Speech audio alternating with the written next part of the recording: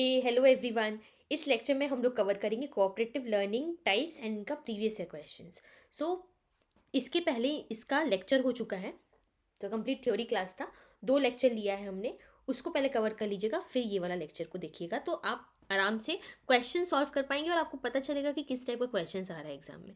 ठीक है, so without wasting time हम लोग स्टार्ट करते हैं आज के लेक्चर को। पहले हम आपको क्वेश्चंस दिखाएंगे, then I am going to reveal the answer, जैसे हम बाकी क्लासेस में करते हैं।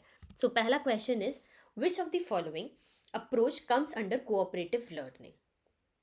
सो इसका आंसर होगा ऑल ऑफ द। कॉर्नर्स हो गया, कॉर्नर्स का मतलब क्या होता है पहले समझिए। कॉर्नर एक जगह में, यहाँ देखिए अग्री लिखा हुआ है, disagree, strongly agree, strongly disagree. ठीक है, ये सब दिया हुआ है।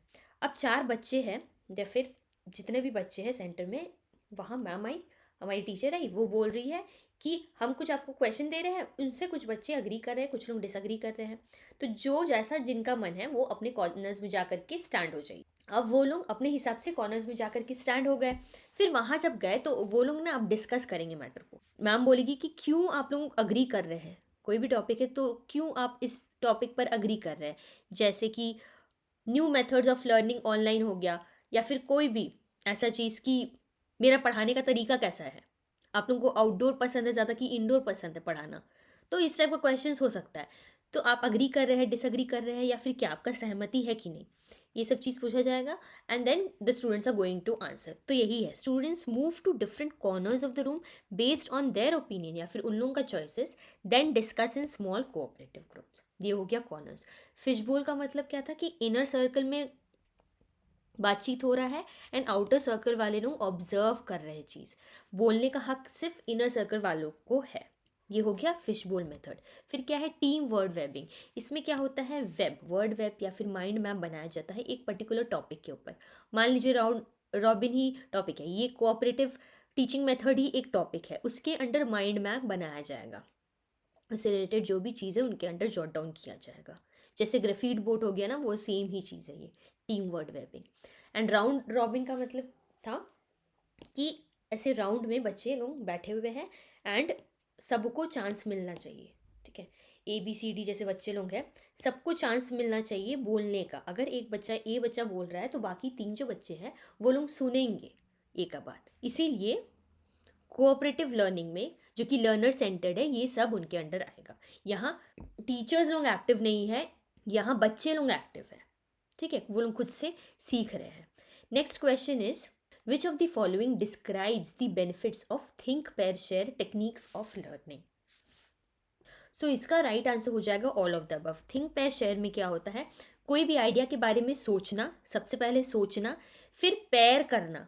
दो, अगर सोच रहे हैं कोई बच्चे, कुछ लोग सोच रहे हैं, फिर 2 बच्चे आएंगे वो लोग एक साथ सोचेंगे, 3 बच्चे आएंगे वो लोग एक साथ सोचेंगे, then they are going to share that with the all the class या फिर with the other person.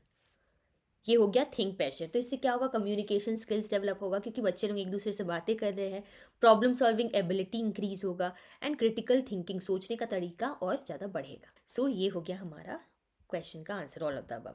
Next question is, which of the following approach does not come under cooperative learning. So इसका answer है demonstration method. Demonstration method के अंदर क्या होता है, कोई भी टीचर वो क्या करेगी, वो जा करके समझाएगी किसी चीज़ को थ्रू डिमॉन्स्ट्रेशन, एग्जाम्पल के थ्रू समझाएगी, देन एक्सपेरिमेंट के थ्रू समझाना, ये सब आता है डेमोन्स्ट्रेशन मेथड के अंदर। So under this teacher shows how to perform a task या फिर एक्सपेरिमेंट और process, and student just observe over there.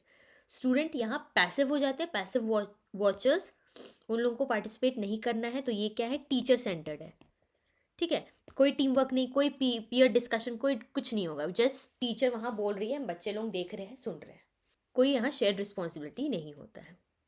और टीम पेयर सोलो, ये टीम पेयर सोलो में क्या होता है, स्टूडेंट पहले टीम में काम करेंगे, फिर पेयर्स में काम करेंगे, और देन इंडिविजुअली काम करेंगे।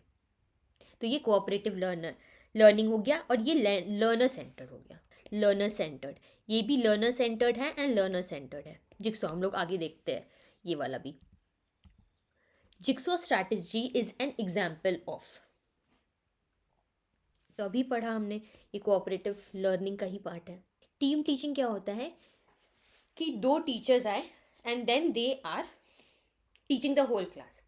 मान लेते हैं कोई कोई एक टीचर आई, वो आधा सब्जेक्ट पढ़ा रही, प्रैक्टिकल पोर्शन पढ़ा रही है, एंड वही दूसरी टीचर आई, वो थ्योरी पोर्शन पढ़ा रही है। ये दो टीचर आना साथ में, and they are going to teach the whole class, वो हो गया team teaching. Lecture cum demonstration, वही पहले लेक्चर प्रोवाइड करना, फिर डिमॉन्स्ट्रेशन प्रोवाइड करना, एग्जाम्पल्स प्रोवाइड करना, कैसे करना है काम वो प्रोवाइड करना।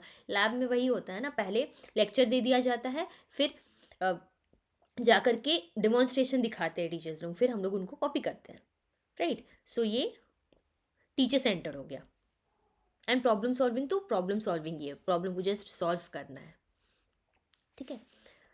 सो जिक्सॉ हो गया कोऑपरेटिव लर्निंग का पार्ट। अब जिक्सॉ स्ट्रैटेजी को समझिए। It was developed by Elliot Aronson. So it is the most widely use cooperative method. और टॉपिक इज डिवाइडेड इनटू छोटा छोटा पार्ट्स में। जिक्सॉ का मतलब ही होता है कि पजल, ठीक है। छोटा छोटा पार्ट्स में टॉपिक को डिवाइड कर दिया जाएगा। एक ब्रॉडर टॉपिक है, उसका सब टॉपिक क्रिएट कर दिया जाएगा,